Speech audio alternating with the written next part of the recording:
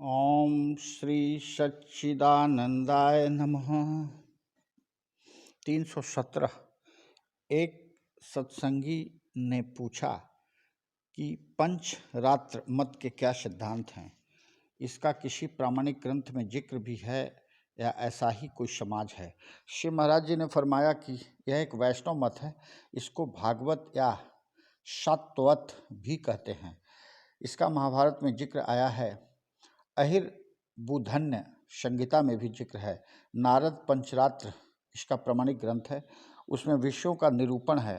पहला परम तत्व, दूसरा मुक्ति, तीसरा भक्ति, चौथा योग, पांचवा संसार। पंचरात्र लोग अपनी भुजाओं पर शंख चक्र की कर्म मुद्राओं का चिन्ह लगाते हैं, माथे पर डंडे की तरह ऊर्ध्वपुंड्र और कानों में तुलसी लगाते हैं। इसका मत है कि इन 5 भेदों के मानने से मुक्ति होती है।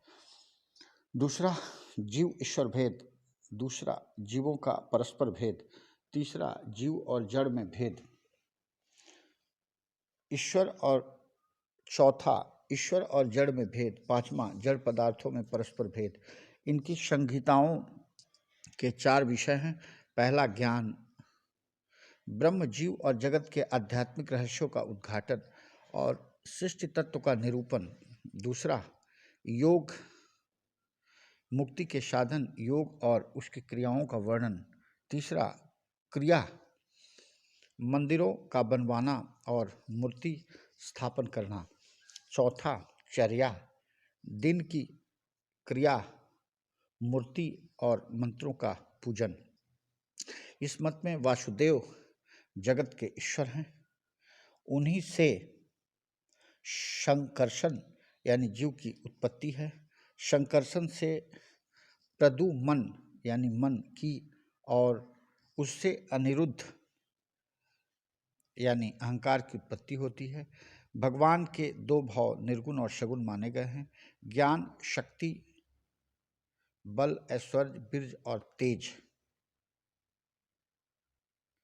ये 6 गुण भगवान के हैं। भगवान की शक्ति का सामान्य नाम लक्ष्मी है। उसके 2 रूप हैं। पहला क्रिया शक्ति, दूसरा भूत शक्ति। जगत के मंगल के लिए भगवान 4 रूपों की सृष्टि करते हैं। पहला व्यूह, दूसरा विभव, तीसरा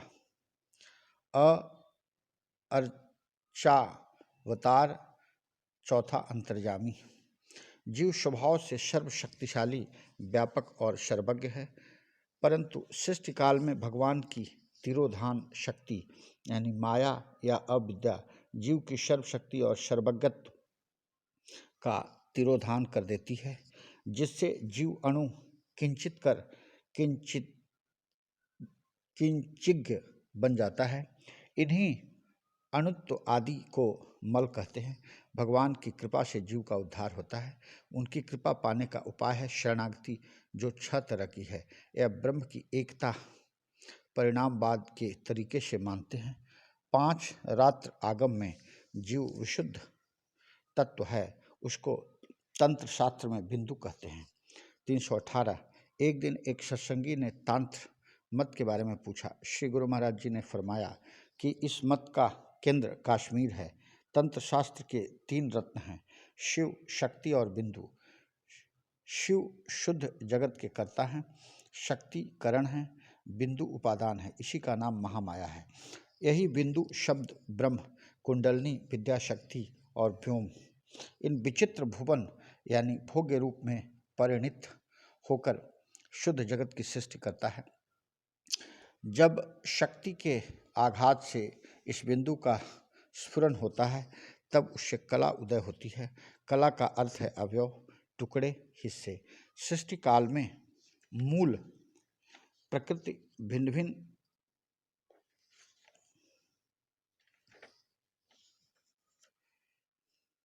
अभिव्यक्त रूपों को धारण करती है। अंश रूपिणी यानी दुर्गा, लक्ष्मी, सरस्वती, कला रूपिणी पुष्टि, तुष्टि और अन्य देवियाँ, कलांश रूपिणी यानी जगत की समस्त स्त्रियाँ। इन कलाओं की उत्पत्ति वर्णों से होती है। कुंडलिनी शक्ति वर्णमाला की सृष्टि करती है।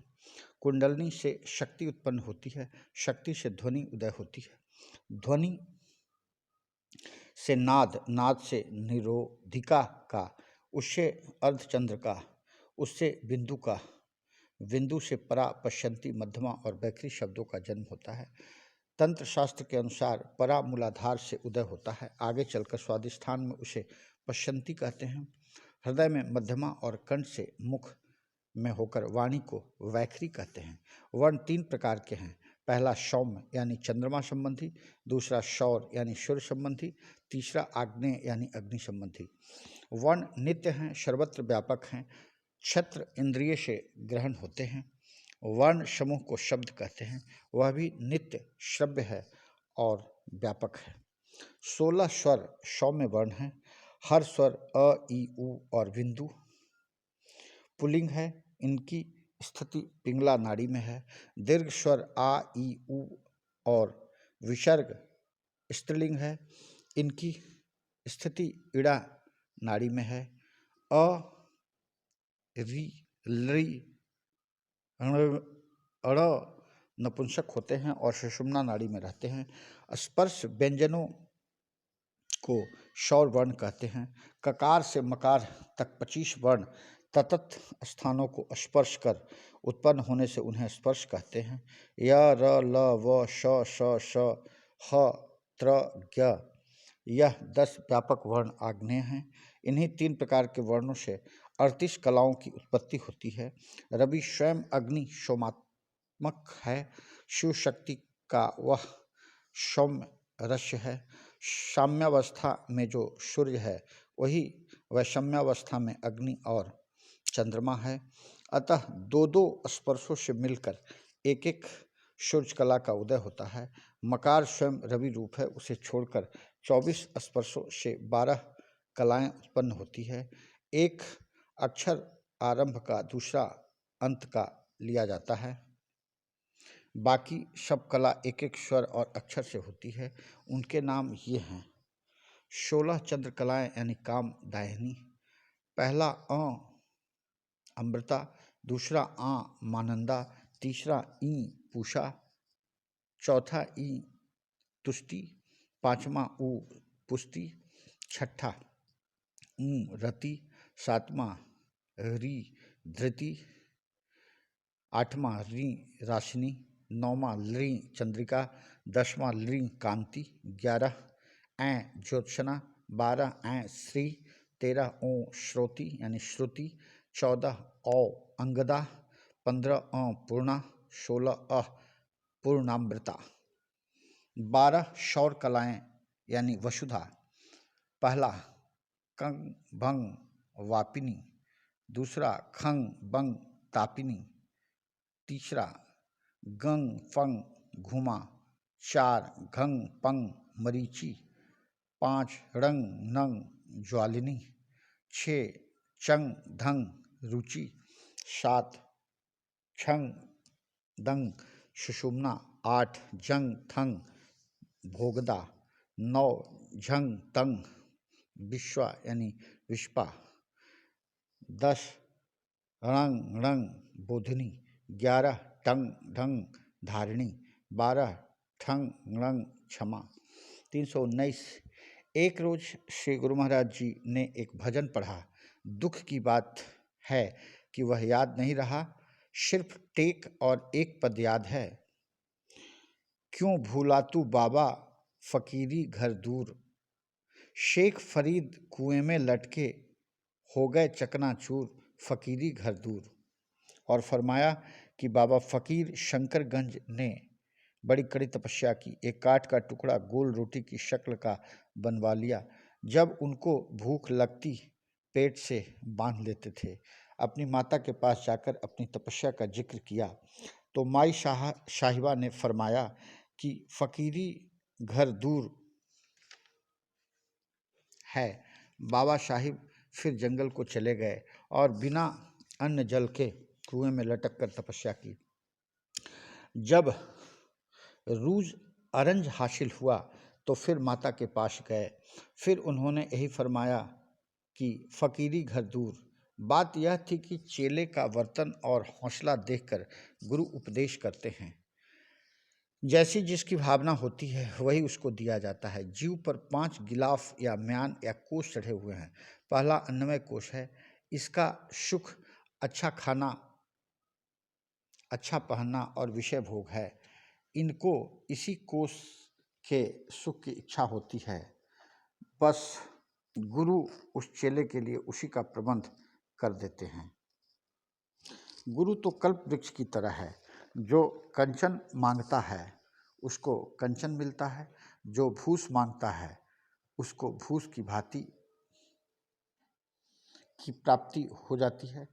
अगर चेले का हौसला ज़्यादा हुआ और समझ आ गई कि ये बातें तो बिल्कुल तुच्छ हैं, प्राण निकल जाए तो शव धरा रह जाएगा, तो उसको प्राणायाम आदि बतलाकर प्राणमय कोश का आनंद प्राप्त करा देते हैं। समाधि और प्राण की स्थिरता से जो सुख प्राप्त होता है वह अन्नमय कोश के सुखों से कहीं ज़्यादा है। चेला और भी बड़े हौसले का हुआ और समझ गया कि मन की चंचलता समाधि से उत्थान पर ज्यों की त्यों दुखदायी होती है, तो वह जिज्ञासा करता है और उसको कुंभक योग की बढ़ी हुई क्रियाओं द्वारा मन के निरोध का उपाय बतलाते हैं, जिससे मनोमय कोश का आनंद प्राप्त हुआ। अगर इससे भी ज़्यादा हौसला हुआ और शिष्य समझने लगा कि मन भी ठहर गया और अपने स्वरूप का पता न चला, तब उसको तत्वमसी का उपदेश करते हैं, जिससे विज्ञानमय कोश का सुख मिलता है। अगर उससे भी ज़्यादा हौसला हुआ तो आगे का उपदेश करते हैं, जिससे उसको आनंदमय कोश का सुख हासिल हो जाता है। लेकिन यहाँ तक भी जितना आनंद है वह कोशों का ही है। आत्मानंद का घर अभी दूर ही है, वह ब्रह्मनिष्ठा से प्राप्त होता है। इससे आगे जो पद है उसमें न तो शिष्य का कर्म काम देता है, न गुरु की युक्ति चलती है। वह तो उस पूर्ण ब्रह्म पुरुषोत्तम की मौज पर ही निर्भर है। ब्रह्मलीनता का आनंद मुख से वर्णन नहीं हो सकता। 320। एक रोज इरशाद हुआ कि संस्कृत भाषा में जितने अक्षर हैं वे महज फर्ज किए हुए स्याही के चिन्ह ही नहीं हैं, बल्कि हरेक स्वर और व्यंजन का एक एक अर्थ है, जिसके बोलने और लिखने से उस स्वर और व्यंजन का अर्थ समझ में आता है। दूसरी बात यह है कि उनका देवताओं से भी संबंध है।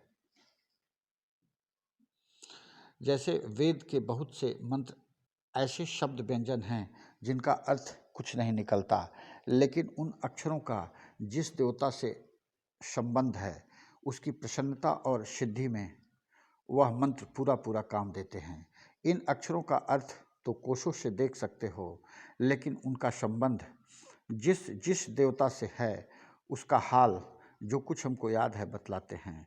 जिस देवता का जिस अक्षर से संबंध है वही अक्षर उस देवता के मंत्र में बीज माना जाएगा, या यूं समझो कि मंत्र में जो बीज अक्षर है उसी से पता लग सकता है कि यह किस देवता का मंत्र है।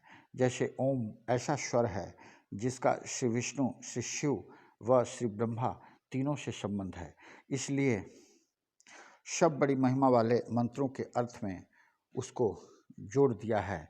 खास खास काम जैसे मारण, मोहन, उच्चाटन, दया, धर्म के वास्ते भी अक्षर अलग अलग हैं। 321। एक रोज एक सेवक ने अर्ज किया कि कर्म मुक्ति और कृपा मुक्ति में क्या भेद है। श्री गुरु महाराज ने फरमाया कि मुक्ति के भांति भांति के नाम आचार्यों ने समझाने के लिए रख दिए हैं। इसको ऐसे समझो कि बच्चा अपनी माता के पास पैसा जमा करता जाता है या उसकी माता उसके वास्ते पैसा इकट्ठा करती जाती है। बच्चा उन पैसों को लेकर बाजार की तरफ मुंह करके पदार्थ खरीदने जाता है।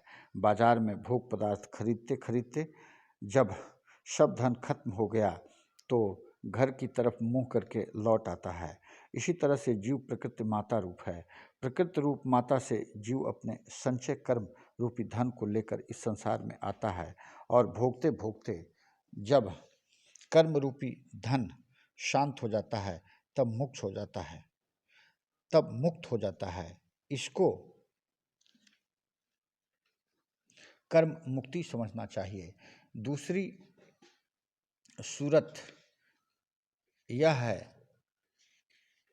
कि बच्चों को बाजार जाते देखकर उसका पिता या पिता के समान कोई और हितैषी ये ख्याल करके कि बच्चा कहीं बाजार में किसी सवारी से दब न जाए या उससे पैसा कोई छीन न ले और पदार्थ दे नहीं, या कोई कुवस्तु न ले आवे।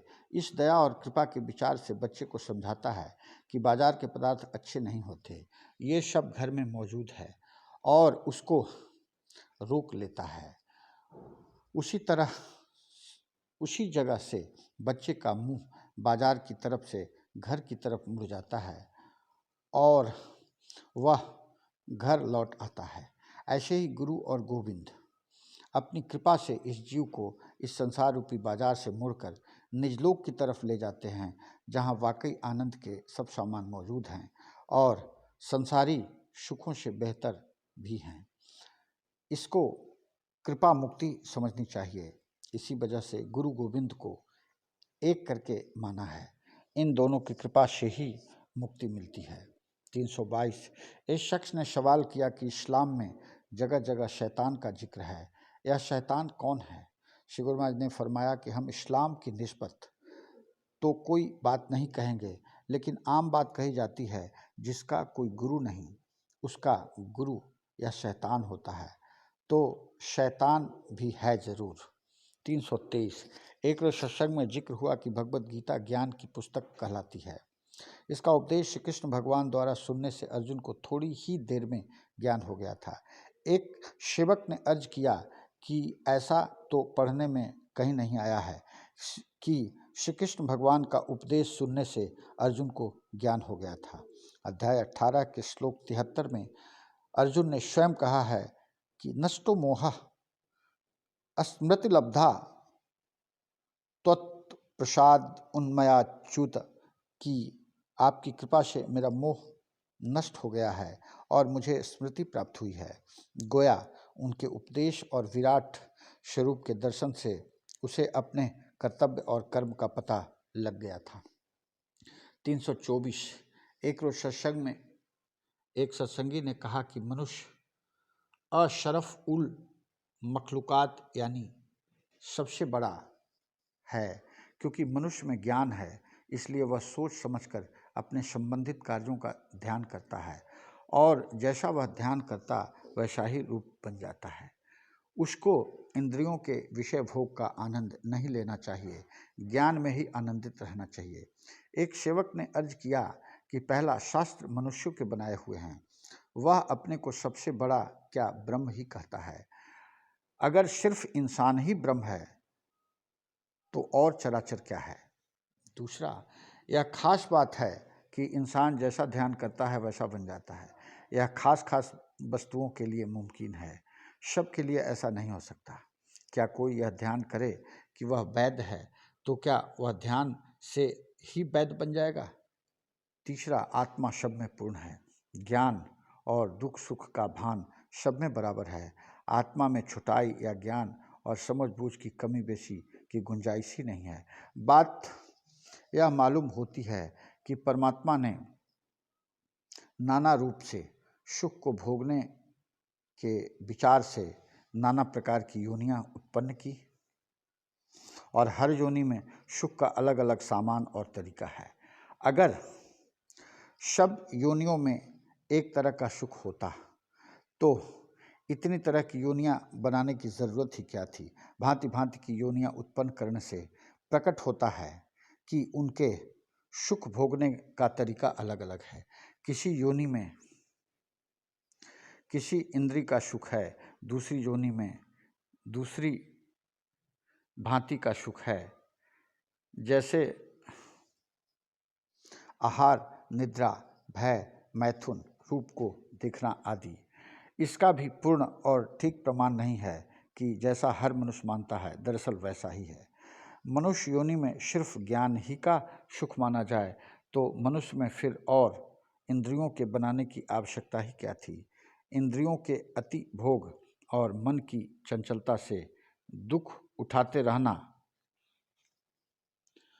और ज्ञान को काम में न लाकर और अपने को कायर पुरुष समझकर भयभीत होते रहना, यह मुहालफत यानी अविद्या हो सकती है। 325 एक शख्स ने कहा कि हमारे गुरु कहते हैं कि बड़े बनने से दुनिया कभी खाली नहीं रहती। सतयुग में भी खोटे मनुष्य होते हैं और कलयुग में भी भले आदमी निकल ही आते हैं, पर ये सतयुग और कलयुग का भेद क्यों माना जाता है? श्री गुरु महाराज ने फरमाया कि साधारण नियम से जल का स्वभाव पृथ्वी पर बहने का है, लेकिन जब जल आकाश में चढ़ जाता है और वहाँ से गिरने लगे तो उसको वर्षा बोलते हैं। इसी प्रकार बुरे और नीच मनुष्यों का स्वभाव बुराई है, लेकिन जब बुराई टेढ़े और ऊंचे मनुष्यों में भी अधिकता से पाई जाए तब कलयुग कहा जाता है। जैसे वर्णों में ब्राह्मण उत्तम है, सब मनुष्यों में साधु महात्मा धर्मनिष्ठ होते हैं, पशुओं में गाय पवित्र मानी जाती है। जब ब्राह्मण झूठ बोलने लगे, साधु महात्मा चोर, लवार, जुआरी और व्यभिचारी बन जावे, गौ मैला खाने लगे, तब समझना चाहिए कलयुग आ गया। जब चोर, जुआरी, लवार आदमी भी अपने स्वाभाविक कर्म को छोड़ने लगे या उन कर्मों से पछतावे, सच बोलने में समर्थ हो जाए, तो यही सतयुग का चिन्ह है। कलयुग में झूठे भी अपने को सच्चा बतलाने की कोशिश करते या पापों को छुपाते हैं। सतयुग में आदमी खुद न्यायालय में जाकर सूचना देते हैं कि हमसे ऐसा खोटा कर्म बन गया है, हमको दंड दो। 326 एक व्यक्ति ने अर्ज किया कि भगवान इस मनुष्य शरीर को बनाते हैं, उसकी रक्षा का भार भी अपने ऊपर ले रखा है, फिर इसको बिगाड़ते और मिटाते क्यों हैं? श्री गुरु महाराज ने फरमाया कि घड़ी बनाने वाला कितनी मेहनत और कारीगरी से घड़ी बनाता है, लेकिन जानता है कि अंदाजन इतने समय तक यह ठीक काम कर सकेगी, उसकी गारंटी भी देता है। चलाने वाला उसको अपनी बुद्धि भर बड़ी होशियारी से चलाता है, जानबूझकर कभी ऐसा करना तो दूर रहा, सोचता भी नहीं कि यह बिगड़ जावे, लेकिन चलते चलते घड़ी के सब पुर्जे घिसते जाते हैं। उनमें से जब कोई ज़्यादा घिस जाता है तो घड़ी बेकार हो जाती है। इसी प्रकार इस मनुष्य शरीर का हाल समझिए। बनाने वाला और चलाने वाला इसको नहीं बिगाड़ता, यह तो चलते चलते अपने आप ही बेकार हो जाता है। यह कहना कि भगवान ने मार डाला, यमराज ने खात्मा कर दिया, ठीक नहीं मालूम होता। चलाने वाले से तो इत्तिफाकिया या अचानक ऐसी भूल हो सकती है कि घड़ी की चाल बिगड़ जावे या गिरकर या किसी हादसे से घड़ी बिल्कुल टूट जावे, लेकिन बनाने वाले का तो हाथ टूट फूट में बिल्कुल नहीं होता। यह मुमकिन है कि चलाने वाला बहुत होशियारी से बरते तो घड़ी कुछ दिन ज़्यादा काम दे सकती है। 327 एक रोज सत्संग में जिक्र हुआ कि दीर्घ रोगी और महादुखी बराबर मौत को याद करते हैं, पर वह नहीं आती। एक सेवक ने अर्ज किया कि जो भगवान को बारंबार याद करता है तो भगवान उसके पास आ जाते हैं, पर जो मौत को भूल जाता है और याद नहीं करता, मौत उसके पास जल्दी आती है।